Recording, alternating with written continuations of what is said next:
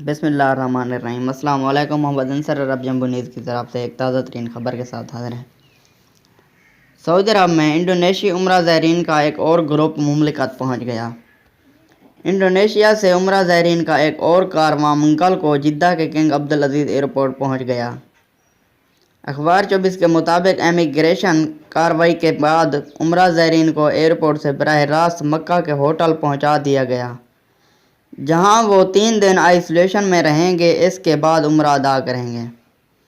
انڈونیشی عمرہ زائرین کی جدہ آمد کی تصاویر سوشل میڈیا پر وائرل ہیں، جن میں انڈونیشی زائرین کو خوشی کے جذبات سے سرشار دکھایا گیا ہے۔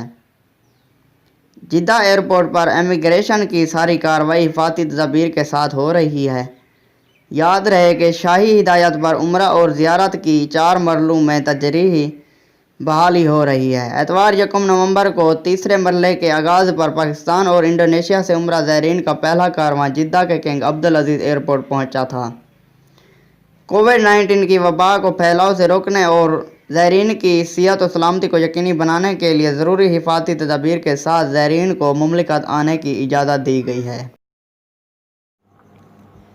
ویڈیو دیکھنے کا بہت شکریہ، اور میری ویڈیو اچھی لگی ہو تو میرے چینل کو ضرور سبسکرائب کریں، لائک کریں، شیئر کریں، اور ساتھ میں دیے گئے گھنٹی کے نشان پر کلک کر کے آل پر سلیکٹ کر دیں، تاکہ میری ہر آنے والی نیو ویڈیو سے آپ باخبر رہ سکیں۔